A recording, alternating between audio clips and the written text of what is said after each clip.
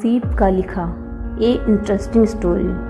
15वीं सदी की यह कहानी है। किसी एक गांव में बहुत ज्ञानी पंडित रहा करता था। पंडित आजू बाजू के सारे ही गांव में बहुत प्रख्यात था और इसी वजह से धनवान भी था। पंडित का सारा परिवार ज़्यादा बड़ा नहीं था। पंडित अपनी पत्नी के साथ अपने बहुत बड़े घर में अकेला रहता था, क्योंकि पंडित को कोई बेटा नहीं था और एक बेटी थी जिसका विवाह पास के गांव वाले एक श्रीमंत लड़के से हो चुका था। पंडित ने शादी से पहले अपने होने वाले दामाद की अच्छे से जांच पड़ताल की थी और अपनी बेटी का भविष्य भी ठीक से पढ़ा था। तब जाकर उसने अपनी बेटी की शादी की थी। लेकिन चंद सालों में ही पंडित का दामाद बुरी आदतों के चंगुल में फंस गया। जुआ और शराब की बुरी लत ने उन्हें सड़क पर लाकर खड़ा कर दिया। अपनी बेटी की ऐसी दुर्दशा देखकर पंडित की पत्नी काफ़ी दुखी होती थी और अक्सर पंडित को कहा करती थी, तुम जाकर उनकी मदद कर आओ। पंडित हमेशा अपनी बीवी को यह कहकर उनकी मदद करने के लिए मना कर देता था कि अभी कुछ समय तक उनका बुरा वक्त चलना है।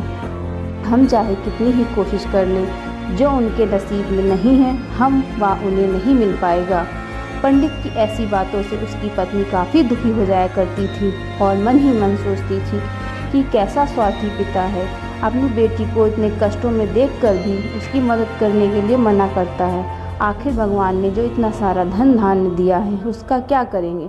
हमें कोई और भी औलाद नहीं है, ले देकर एक बेटी है, उसके लिए भी कुछ नहीं करेंगे तो किसके लिए करेंगे? पंडित ऐसा नहीं सोचता था। ऐसा नहीं है कि पंडित अपनी पुत्री से प्रेम नहीं करता था, लेकिन उसने अपनी पुत्री की कुंडली इतने अच्छे से पढ़ी थी और वह यह पहले से ही जानता था कि वह चाहे किसी भी लड़के से शादी करती, लेकिन उसके जीवन में यह समय आने ही वाला था और बिना इसे भुगते उसको छुटकारा नहीं मिलने वाला था। एक दिन खाने पीने के लिए भी मोहताज हो चुके पंडित की बेटी और दामाद उसके घर पर आए। पंडित ने और उसकी बीवी ने दोनों का खूब आदर सत्कार किया और खूब अच्छा खाना खिलाया।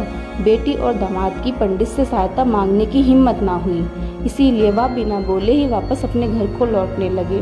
लेकिन माँ तो माँ होती हैं, पंडिताइन से रहा नहीं गया और बिना पंडित की इजाज़त के उसने चोरी छुपे बूंदी के लड्डू बनाकर उसमें सोने के सिक्के रख दिए और बेटी और दामाद को दे दिए, ताकि बेटी और दामाद की कुछ आर्थिक सहायता हो सके। पंडिताइन यह भी जान गई थी कि बेटी और दामाद शर्म के मारे उनसे मदद नहीं मांग पा रहे थे, इसीलिए उसने बेटी और दामाद को भी लड्डुओं में छिपे सिक्कों के बारे में कुछ नहीं बताया। जाहिर सी बात है कि जब वो लोग घर पर जाकर लड्डू खाएंगे तो उन्हें उसमें से सोने के सिक्के मिल जाएंगे। इस तरह बिना उनके मांगे ही उन तक मदद पहुंच जाएगी। सोचकर पंडिताइन मन ही मन अपनी बेटी के मदद के लिए खुश होने लगी। पंडित के दामाद और बेटी उन दोनों का आशीर्वाद लेकर अपनी घर की तरफ रवाना हो गए। उन दिनों गाड़ियाँ तो होती नहीं थीं, घोड़ा गाड़ी या बैलगाड़ियाँ ही चलती थीं। पैसे ना होते और चीज़ों की लेन देन से भी व्यवहार होता था। बेटी और दामाद गांव पंडित के घर से कोसों दूर था, फिर भी पैसों की कमी के कारण चलते व अब चलकर अपने गाँव की तरफ निकल पड़े। थोड़ी दूर ही चले थे कि पंडित की बेटी के पैर में मोच आ गई और अब उसको चलना भी मुश्किल हो गया। पंडित के दामाद ने जब देखा कि उसकी बीवी अब बिल्कुल चलने में सक्षम नहीं है, तो उसने एक टांगा अपने घर तक किराए पर ले लिया। दोनों पति पत्नी टांगे में बैठकर घर तक पहुंच गए, लेकिन टांगे वाले को देने के लिए उनके पास पैसे नहीं थे, इसलिए पंडिताइन ने जो बूंदी के लड्डू उन्हें दिए थे वही किराए के तौर पर उस टांगे वाले को दे दिए। टांगे वाला बूंदी के लड्डू को लेकर वहाँ से चला गया। टांगे वाला अपने घर की तरफ जा रहा था, तब उसे एक हलवाई की दुकान दिखी। उसने सोचा कि थोड़े से बूंदी के लड्डुओं में से मेरे घर का लोगों का पेट थोड़ी भरने वाला है, इससे अच्छा मैं इन बूंदी के लड्डुओं को बेचकर उनसे कुछ चावल खरीद लेता हूँ। टांगे वाले ने बूंदी के लड्डे हलवाई को बेच दिए।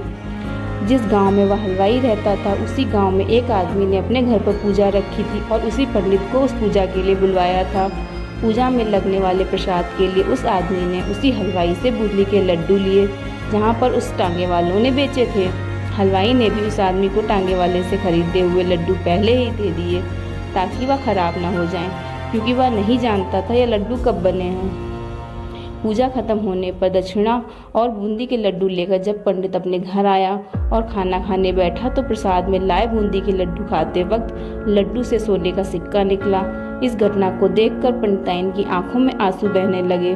पंडित ने जब पंडिताइन से उसके रोने का कारण पूछा तो पंडिताइन ने पंडित को सब कुछ बताया और पंडित से उनकी बातों पर भरोसा न करने के लिए माफ़ी मांगी। पंडित ने पंडिताइन के आंसू पोंछे और कहा कि तुम्हारी तरह मैं भी हमारी बेटी को बहुत प्रेम करता हूँ, लेकिन हम अगर उसकी मदद अब करते हैं तो दामाद हमेशा ऐसे ही मदद की अपेक्षा रखेगा और अपनी बुरी आदतों को कभी नहीं छोड़ेगा। पंडिताइन भी अब पंडित की बातों से सहमत हो गईं। 2-3 महीने बीत गए। पंडित के दामाद और बेटी फिर से एक बार उसके घर आए और इस बार उनकी परिस्थिति पहले से बेहतर थी, क्योंकि पिछली बार खाली हाथ जाने के बाद दामाद ने नया काम शुरू किया था और अपनी सारी बुरी आदतें भी छोड़ दी थी।